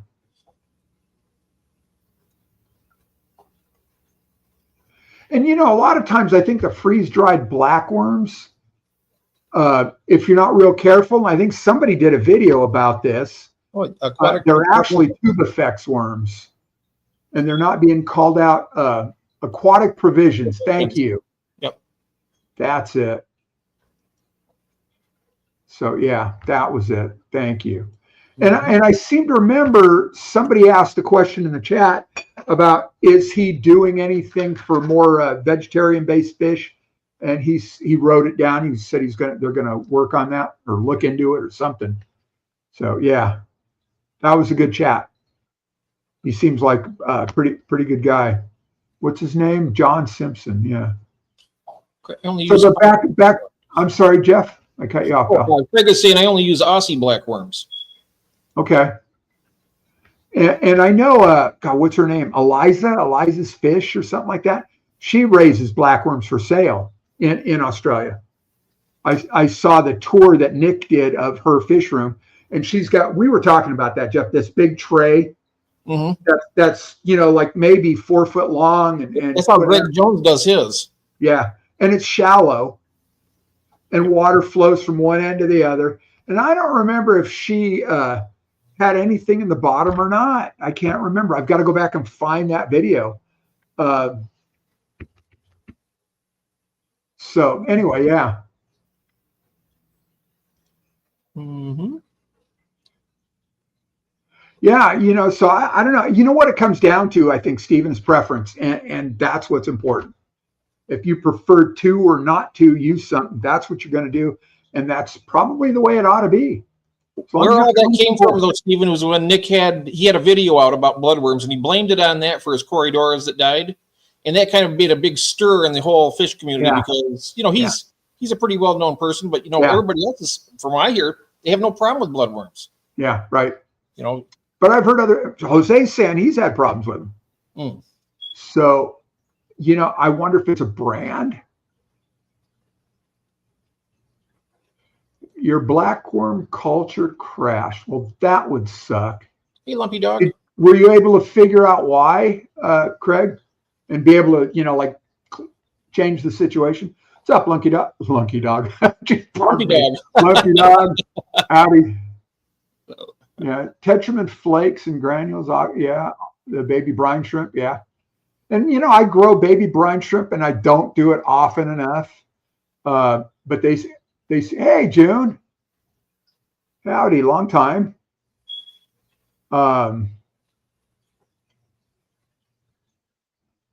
They aren't a huge hit. All right, yeah, I get it. Yeah, like I said, I use the little frozen cubes. What's the brand? Lunchbox, and my fish seem to like. And what I do is I hold on to the little cubes and hold them in the water and rub them around until they, diffuse. I don't do that in my crebensis tanks because I don't want to lose my fingers. Wells here. What's up? Oh, hey, Roy. What's up? Yep. Hi, diddly ho there, neighborino. How's that? Okay, who says that? What problem with those red worms? They're not going to do nothing for that beak. It's got to be trimmed down with the harder foods, right? I mean, otherwise you got to actually clip those puffers' beaks. She's talking about feeding worms to her puffer. Oh, I remember, goes back months now. I was still watching MD Fish Tanks regularly, and I quit. For no good reason. I like his content. I think just got too busy and maybe dropped off my feed. And he bought some little puffers, and I don't remember if they were pea puffers or what, but the guy at the fish shop said, you got to feed them these, and they're mealworms. Same thing you feed to like your pet gerbil or hamster or whatever. And so he was dropping those in just a couple at a time, make sure everybody got some. And they have a harder exoskeleton, and they would chomp on that. And apparently that helps wear their little beaks down. So I don't know. And then obviously the snails. And I know June's feeding them snails when she can get them. So, and next time I go through my 75, I'll pull out a big handful and I'll ship you some snails, Jim. I know I have a mild but annoying allergy to bloodworms. Oh, interesting. Okay, yeah. They love the snails. Yeah. Yeah. So anyway, yeah, we can always stir the pot with either I don't know, bloodworms or snails or something. Water changes. So yesterday that I was telling you about that order I got for the guppy grass, and I put on my eBay snail and duckweed free. And so this person, first thing out of their chat was snail free ? And I said yes. And so they finally bought the guppy grass. And so I'm loading it out of my 40 breeder that Bob and Carol, my albino crebensis, are in. And I got one bag full, another bag, and I see this little thing, and it's like, that looks like a little snail. And it was a little bitty ram's horn snail. Then I pull another handful out, and there's another ram's horn snail. So I don't know how the hell they got in there because I never put ram's horn snails in there, not that I recall. So out came the snail treatment, the no planaria again. And so I got to clean, because that tank has been a great source of guppy grass. There's a heater in it. And there's something about, that warmer water than the other tanks. That guppy grass just goes nuts, and the fish barely have any room to swim. So I don't know. Just where Mel's here. Well, hey, Mel. Well, yeah, I think so. No, I don't see her. Oh, you Mel or Mal? Mal's here. Oh, Mel. Okay, yeah. I'm sorry, I can't read. No, I see Mel. Or he's saying, "Hey, Mel." Unless you met Mel. How's your Malaysian trumpet snail calling? Yeah, not so good. Well, I found one of them and I threw it in the trash, and I haven't found the other one yet. So they're still small, and I hope they're too small to make more. That's all I can hope for. Otherwise, out comes the no planary, or I'll get all the little fishies out of there. Those are the little plecos, and then just like take that tank out and nuke it. Start over because I don't want Malaysian trumpet snails. So anyway, but yeah. Oh God, yeah. Substrates turning into a layer of snail.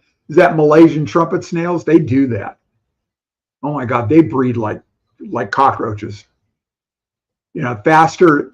It looks like faster than ram's horns, and bladder snails move quick. Yeah, and they're live bears too. Which one? The Malaysian? Yeah. Oh, I didn't know. That's good to know. They have like 70 babies at a time. Yeah. And then those 70 babies will each have 70 babies of their own. Yeah, yeah. You know. Yeah. Yeah, I've got that tank full of ram's horn, the empty ram's horns.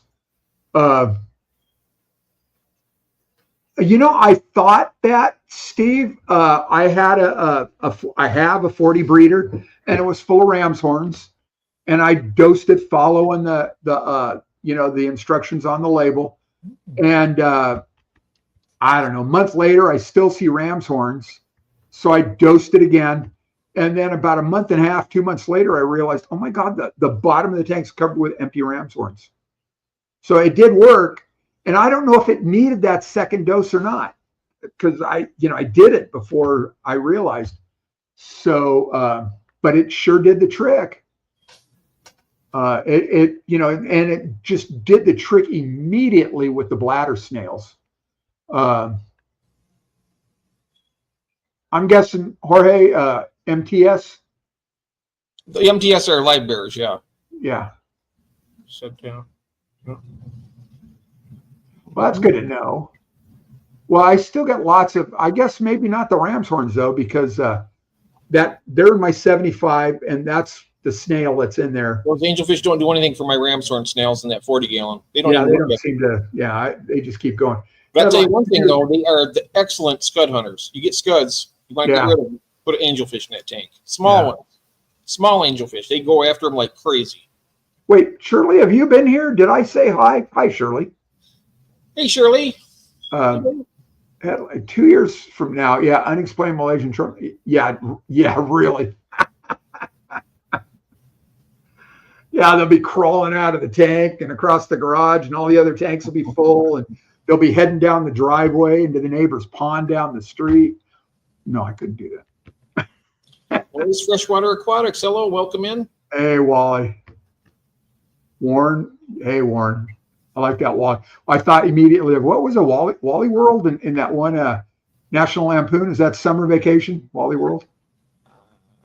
Sure. Since I feed a variety. Kathy's a big fan of those National Lampoon Vacation movies. I don't trust parasite free. I don't. Same here. When it comes to the frozen stuff, Jose, I'm the same way. I don't trust it being parasite free. Honestly. Now freeze dried, I'll feed that. And I think that's a good alternative for it. Yeah. And I'm curious about if it's stated, and I haven't even actually seen that on the labeling for Lunchbox because I haven't looked, but if it's actually says parasite free, seems to me they could lose their business if they're not. Oh, it does say parasite free on your frozen food. I don't know. Oh. Yeah. What am I correct about, Brandon? What did I say? I've said a lot of stuff, mostly no, I'm kidding. No, it doesn't. Freeze drying will, Joan, but not just freezing them. Parasites can survive freezing temperatures. I wonder what parasites. Oh. Something intestinal, I can tell you that. Yeah. I spent the morning on, doing eBay listings, and this big long email back and forth to that guy I was talking about, the newbie. His name's Scott. Nice guy. And yeah, my fingers have pretty much given up. The finger-brain connection typing, it's done. So, I don't know. I mean, if people bought this stuff and could prove that's where the parasites come from. Now, I have heard that frozen fish food can go south if it's been thawed and refrozen. And so maybe that's where parasites come from, or better still, maybe bacteria. Like, I don't know, could it be subject to botulism or something along those lines? Oh, freeze dried. Oh, I thought you said frozen. Freeze dried will kill it 100%. You're right. I thought you just said freezing, like a frozen food, like you get out of the freezer and it's thawed out. I got a big jar of freeze dried is good stuff. Yeah, it's the same company that does the wafers. Something Aquatics. Which one? What do they call? They do the algae wafers. The same company. Something Aquatics. Everything's something Aquatics in this business. But anyway, I bought this big jar and it was half Tubifex worms and half frozen brine shrimp, or no, half brine shrimp, and they're freeze dried cubes. Botulism is likely more in an anaerobic environment. Well, wouldn't that be because they're sealed? So wouldn't that be an anaerobic environment? You know, because they're sealed with that foil over those little cells. So, I mean, they're kind of, you know, I don't know.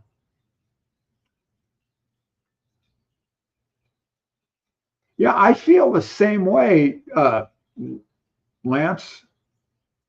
You know, he's saying if the frozen food, you know, industry would be in big trouble if freezing didn't kill parasites. Or it may kill. I mean, I'm just saying. Yeah, no, I get it. Yeah, aquatic food. That's it. Yeah, Jorge, that's it. Thanks. Yeah, so, you know, I use there's 2 different cubes in that same big jar, freeze-dried Tubifex, freeze-dried brine. And, you know, I don't really like them because they tend to float all over the place. What I'll do is I'll reach into the tank and stick them to the wall of the tank. Got a little net flying around here. Got them.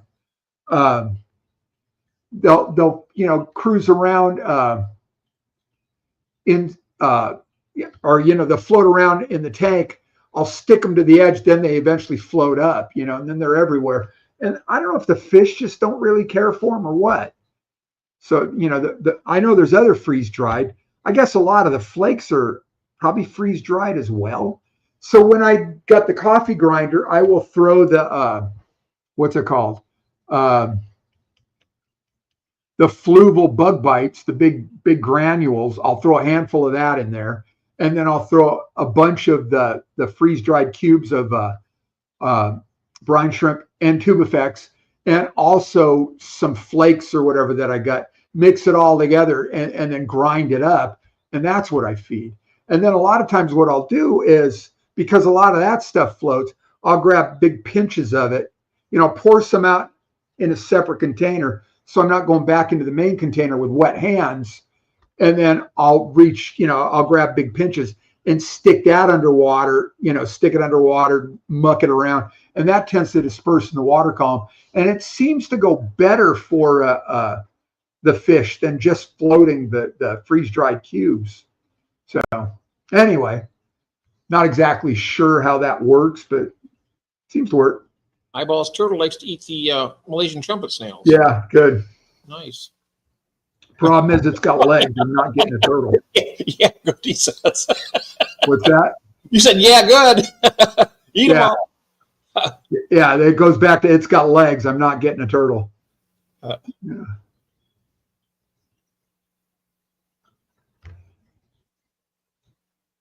Yeah, I guess.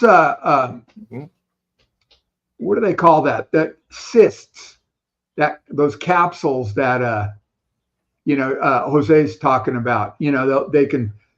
Some things can, you know, create a cyst that is very temperature resistant. So yeah, I get that. So unless, you know, I don't know who makes the lunchbox. So unless they're actually irradiating it, you know, to kill off those cysts, then yeah, not a clue.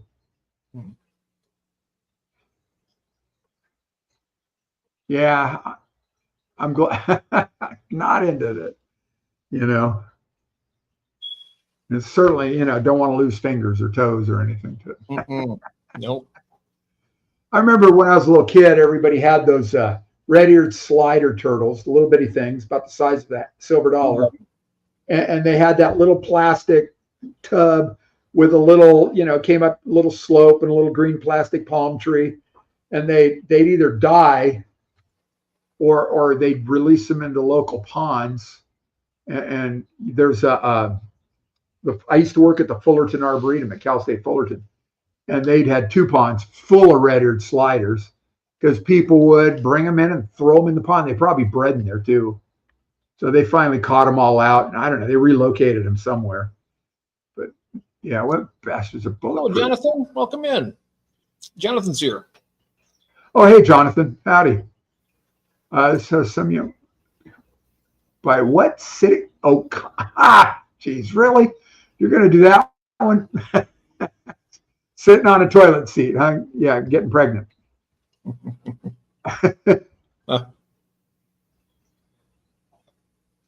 What's this? Empty a tank, let it dry, add water again, watch the snails reappear.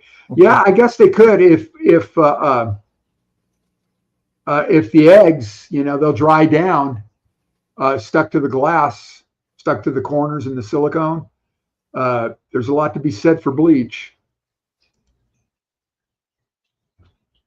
I don't know if that would do the trick or not, but I got a feeling it might do. Mm-hmm. Slider rescues, yeah. I don't know where they're native to though. Do you, June? I think they're native to the eastern United States. Oh, the red-eared slider? Yeah. They're naturally occurring here in Michigan. I know that. Yeah. I don't think they are here in California, but they're all over the place. They've been, is the right word, naturalized because people release them? Yeah, the eggs will rehydrate, yeah.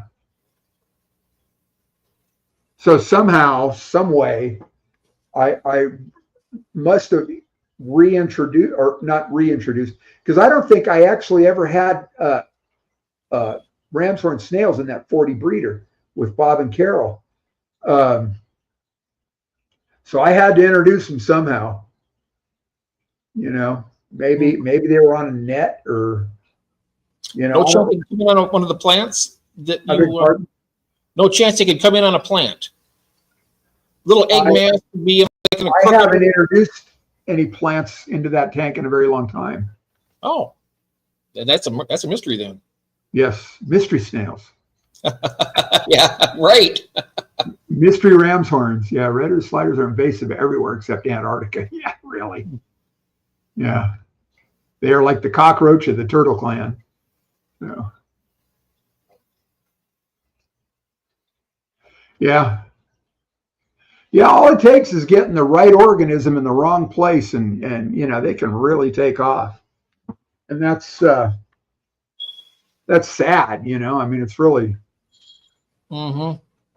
There was a little island in a lake in a park next to the college I taught at in Torrance, California. And it was there's a little concrete bridge that went from the land to the lake to the island, right? And the whole lake is concrete bottomed, and goes up the sides. And it went up the sides of this little island too, right? Mm-hmm. And so there's a little concrete bridge that went across to the island for maintenance people, and chain link gates that were, God, I don't know, 12 feet tall. And they went past both sides a ways. And that island was full of rabbits because, about 2 weeks after Easter, people go there and they pitch these rabbits over the fence. And there's a little hummingbird out the window. Oh, wow. So this thing just got infested with rabbits. So one of the faculty members had the island for a California native plant garden. And she worked it out where they had some people actually come and trap the rabbits, live trap. And then I don't know what they did with them. Brought them somewhere else. They rescued them, brought them somewhere else. And yeah, it could very well, Craig.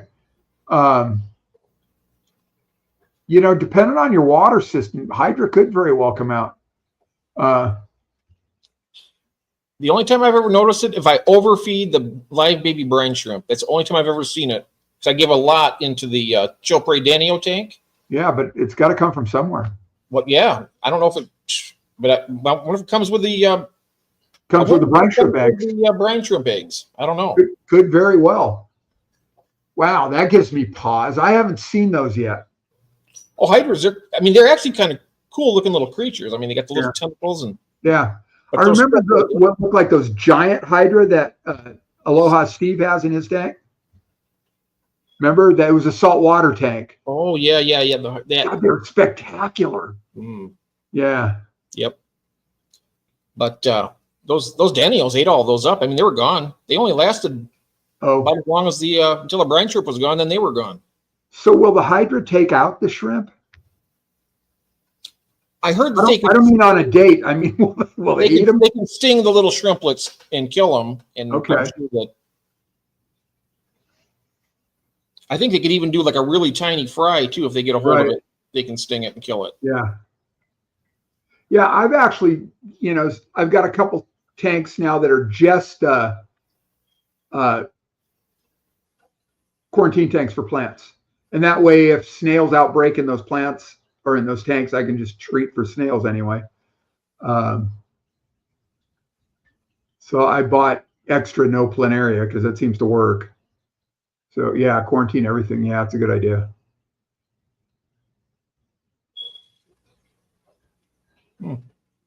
How the hell did you get hydra showing up in a bare bottom empty tank? God, Jody, that's just. So I wonder, I don't know what their life cycle is. Maybe they have a cyst also. Maybe it comes through the water.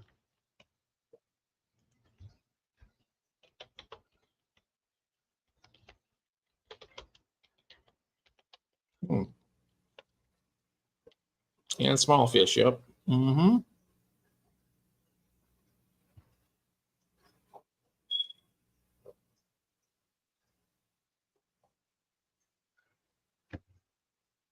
Well, they would maybe shrimplets and the small fish, yep.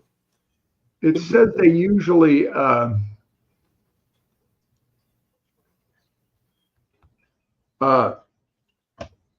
reproduce by budding asexually. But let's see. New hydra starts as a bud forming on the side of larger hydras. It grows and eventually breaks away as a genetic clone of the original. Some species reproduce sexually, releasing sperm into the water and can reach eggs on another hydra. So I wonder if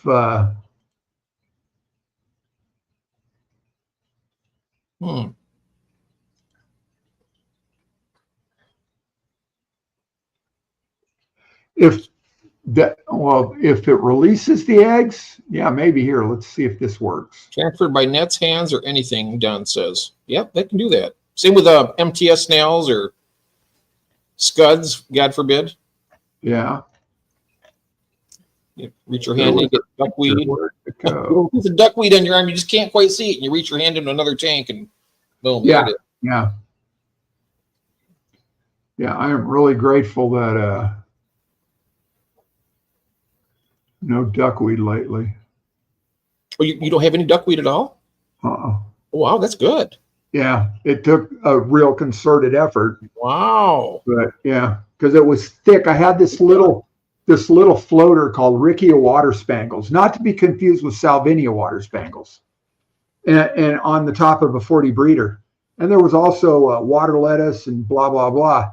And so I was, I'd spend time with a little shrimp net trying to net it out. And eventually I just gave up and just took all of it out. The water spangles and the dwarf water lettuce and the duckweed. And I had to go back for the duckweed a few times. And finally it seems like it's gone. And I took a couple of I wanted the water lettuce. So I took those and dropped them in a bucket of water a few at a time, bounced them around, and the duckweed separated from it. So I netted it out of the bucket. And then I'd inspect the individual pieces. And eventually I threw a few of them in, because I know they'd multiply fast, threw a few of them in one of those low tubs I have.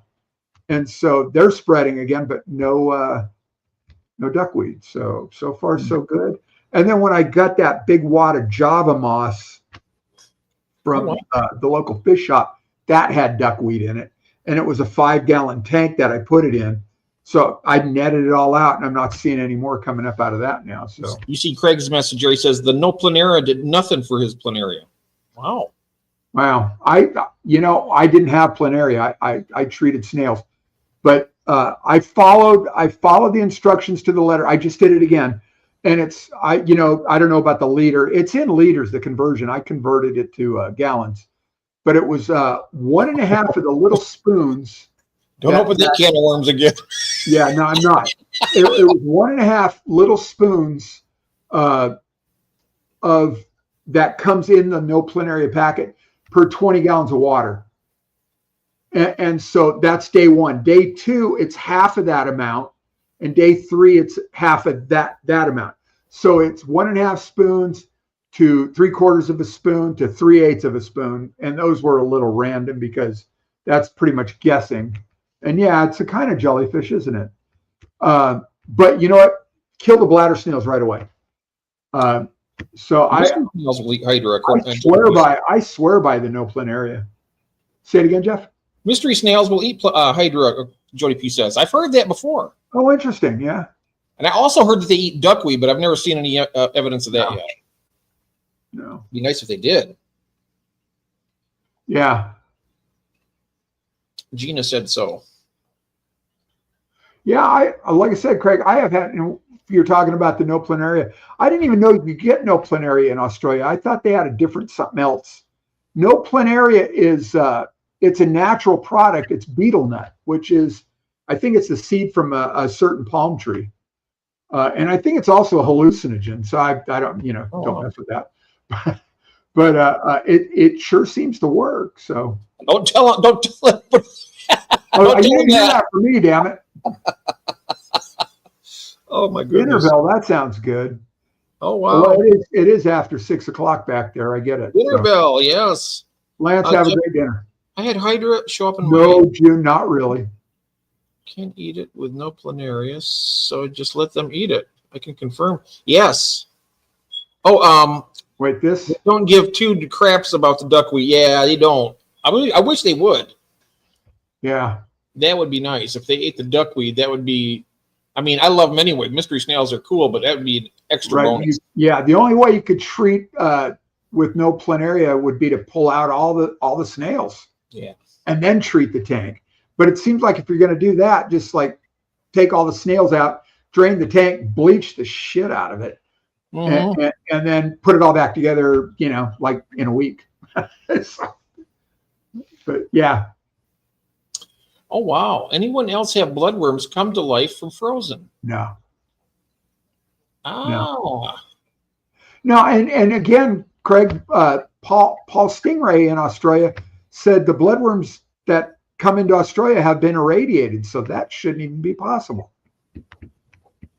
I wonder, you're not seeing detritus worms maybe popping up in the tank. They look a little like bloodworms. They're red. Just a guess. I have no idea. Don's going to try he's going to try that no planaria now that you mentioned about the hallucinogen in it. Don't do it, Don. Don't do it. Oh my goodness. I don't know. Yep, my friends in Hawaii eat beetle. Yeah, but I'll beetle nut all the time. I tried it once and it tasted like crap. And it's supposed to rot your teeth out too. I think it's a little bit like chewing coca leaves.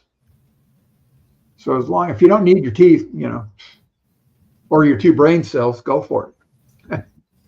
I'll go natural. Chew me some betel nut. Okay. Yeah. I'd rather chew on the what is it? The gum. The gum Kathy gets. Yeah. My steak and baked potato. That'd be good. Well, that sounds good too. Yeah. I wonder what's for dinner tonight. I'm making spaghetti tonight. Really? That sounds good. What time do I need to be there? Well, let's see now. You get here in about. It takes me about 45 minutes total. If I leave now. Yeah. There's a little airport down the street with just like nothing but little private jets. Oh, wow. I'm not sure I could afford to you can get on an F-22, you could be here in time for dinner. Yeah, really. Those babies. I'm not sure I could afford the 100K round trip to do that. Oh, can you imagine how much every time one of those planes take off? I don't know how much it costs. That's a lot. Yeah. Tripe. Yeah. Menudo. Oh God, I had, the tripe was like chewing on bits of rubber, left that behind. But the menudo, I think, saved my life one New Year's Eve or New Year's Day. Spaghetti last night. Sounds good. Also lunch. Yeah. I don't know what Kathy's got planned, if anything. She might have it, drop it on me. So I've been wanting an In-N-Out hamburger for the last, I don't know how long, last couple of weeks. Country style ribs, Jody. Oh, wow. Now that sounds. All right, Jeff, I'm not coming. I'm going to Jody's. Yeah, you're closer to her anyway. I'll meet you at Jody's. Yeah. That sounds good. We're at Jody's place. We're going to have a country style. Oh, that does sound good, doesn't it? I haven't had ribs in I don't know how long. I was telling David that the other day when he was teasing the ribs. He had the barbecue ribs. I've still got some there, Craig. I got just a few left, but burgers, yeah. Taco Tuesday, yeah, that sounds good too. There's a little place across the street with really good shredded chicken tacos. I like ground beef tacos. And then there's a place down the street with fish tacos that are just amazing. I've never had fish tacos yet. Oh God, I love these. They got the panko breading on them, so they're not that thick, doughy beer batter that's hit or miss. We had the at Kathy's sister's. She made chicken with the panko batter, with the panko on it, and talk about delicious. Oh my God, it was so good. It had mushrooms and spinach with it, and some other things. It was good. Right. Really good. What kind of lights, Craig? Are they, like one specifically for plants? My lights are all Home Depot LEDs, shop lights. Fish tacos are superb. Okay, I've never tried them. I have to try them sometime. All right, Jose, be safe on the way home. Thanks for being here. See you later, Jose. See you later. Have a good day. Fish taco, yeah. I went to, it's been a few years ago, Kathy and I met her son and his wife at the airport in Oahu, Waikiki or whatever, Honolulu. And from there, we jumped on an airplane down to Hilo. And that night, we found this little Mexican restaurant in Hilo, Hawaii, that had these California-style fish tacos that just knocked my socks off. And I have been chasing that high ever since. Speaking of cooking, Dean's here, Hobbytown Chili. He's a chef. Hey, Dean. Yeah. Hey, Dean, how you doing? Howdy. Well, just with chili. I mean, Kathy made a big pot of chili a couple days ago. I love chili. Oh, man. It's Walt's chili. That's what they call it. And yeah, Walt Disney, I guess, in his office had a little heating hot pad, or whatever you call it, hot plate, a little hot plate, electric hot plate, and a little refrigerator. And he would stick a can of Hormel chili, and that was Walt's chili. And he'd eat it right out of the can. No pretense with that, man. And then when the world ended, and nobody was going to Disneyland because the parks were closed, right? The Disney company, and all their infinite wisdom, decided to start putting out Disney recipes. Well, the Carnation Cafe in Disneyland makes something called Walt's chili. That's really not, but that's what they call it. So it is. And they made that chili recipe available. And it's, oh my God, it's good. It's just, I don't know if Kathy's still got it online or I mean, like a digital version of it, a link, to it. But Jody says supper time. Good night, Jody. Enjoy your supper. Hey, thanks for being here, Jody. Enjoy. Oh, I know the country style ribs. I know she's going to enjoy those. Yeah, oh yeah. But it was, it's really just, I think, what is it? A tri-tip? I think she uses tri-tip, cuts that all up, and then, kind of braises that. And then, it's a no bean chili. Yeah. So I don't use bean for mine either. Yeah. Oh my, it's just really good. What's this? It's the same process as tin beans. They are only about 80% cooked. Yeah, that sounds good. I like canned chilies too. And there was Stag's makes a brand here in the States. Stag's chili. I don't know if you get that in the Midwest. That's pretty good. I've never heard of it. It's we get good. Hormel here. Huh? We get the Hormel here. I don't see any other type. There's like half a dozen brands on the shelf here. And then there was a bag of one. Was it Carol Shelby's? And I love Carol Shelby's mixes. the meat. Oh my God, that was good. Whatever kind of meat you want to put in it. Yeah, that's what we do. Yeah. I use the Carol Shelby, the little kit that comes in the box. Right. Both really Dean and Don are saying they get Stag in the UK. Ah. Yeah, cool. That sounds good.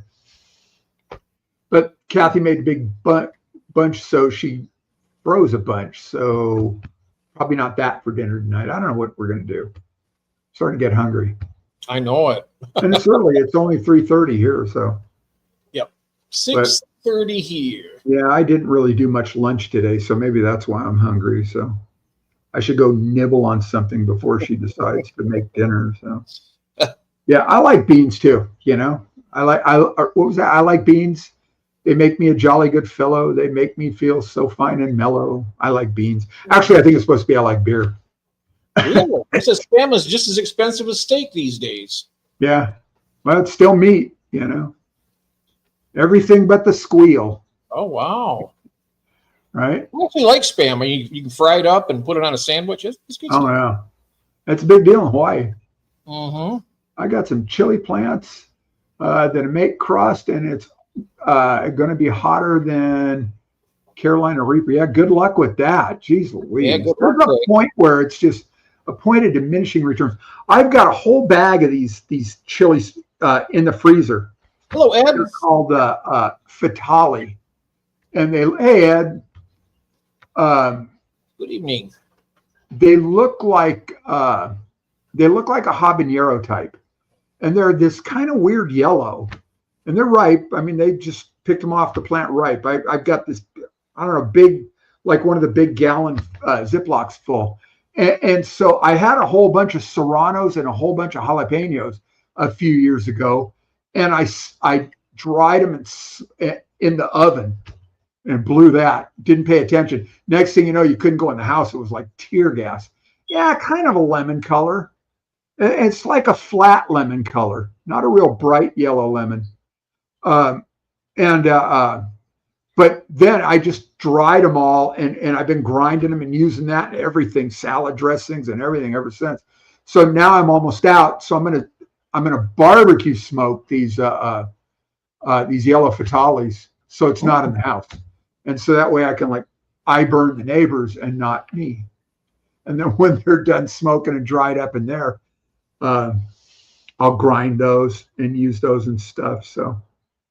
Yeah, that was a great visit last night. It was. Yeah. And we were talking about it earlier, and a couple of my takeaways were feed more and less protein. Yep. Like I said, I feed twice a day generally, but when I have but you only feed 2 to 3 times a week. I wonder if that, I don't know. I personally can't go. I fast them 1 day a week, and that's all I can do. Except for the fry. Yeah. I thought you were froze for a second. No, I was trying to make heads or tails of Craig. 50 will buy 5K, or put 5K in your pocket. Now what? 50 what? What did I miss? 50 of his L134 plecos will. Oh yes, good luck with. Yeah, absolutely. Wow, pay for bell ring, nice. Yeah. And so if you guys missed, Ed's Aquatic Exotics is here. And hopefully you caught the stream last night. Yep, got a thanks for sharing here. Absolutely. Mm-hmm. That was great. And I was really thrilled to be a part of that. I always am, yes. If they've been in the freezer, you can't make sauce out of it. No, I won't. Yeah, I'm just gonna throw them on the Barbie and smoke them, and then grind them so they'll be flakes. Yeah, so like that. So I don't know, Jeff. How much longer you want to stick around? We've been at this a couple hours. Oh, I am a little bit hungry. Could probably eat something. Yeah, yeah. And I don't want to, outstay my welcome with anybody, or with StreamYard. Right. So. Fingers and toes crossed. Yes, Craig. It's a. Well, yeah, best of luck with that. Yeah. Yeah, the fish in Australia are so expensive. Oh my God. Well, there's a huge difference in the dollar value. And I think that's, kind of what makes them look so much more expensive. But they really are pricey there. But here, let's see. Because I do this periodically just to stir the pot. A US dollar to an Australian dollar. I love this app. So $1 US will get you $1.68 Australian. Oh, wow. That's a lot. Be a good place to go for a vacation. Hey, yeah, you got a great idea. Let's go there for. Craig, you got an extra room? Here we come. Dean says he has to clean his koi tank. 2 days. 2 days off. Yeah, enjoy them. Oh, nice. Yeah. Yeah, enjoy them. Very nice. Oh yeah, and we were last night. We were talking to Ed in the studio after the thing. Right. Yeah, just to get with me, Ed, about that for the auctions and whatnot, and we'll get all those details worked out. But yeah, there's plenty of time. I know Branton mentioned earlier if he had time to get into it. I said you got plenty of time. Yeah. As long as I get everything in the description within like 2 days before. Right. And if I can help you with that, you should let me know. Okay. If I can help you with that, make sure we skinny down the amount of information so, you don't hit that 5,000 characters too soon, blah, blah, blah. Yeah. I would be happy to help. That was a big auction, I tell you. It was. Yeah. I could have basically, compressed everything. Yeah. And yeah, we'll do that this time and see how it goes. See how many we get. Sure. Yeah. All right. Well, cool. Mm-hmm. Yeah, and I think we lost Ed last night. I think he finally froze up and just his phone died. I think it's when we were in the studio. I think his phone had died. Yeah, I'm thinking that's what happened. Yeah, that was the end of battery life. So yeah. Well, it was the end of our conversation anyway. Yeah. Yeah. Whether you wanted it to be or not. When I'm on my phone for a long period of time and I'm stationary, I will keep the charger plugged in, just keep it plugged in that way.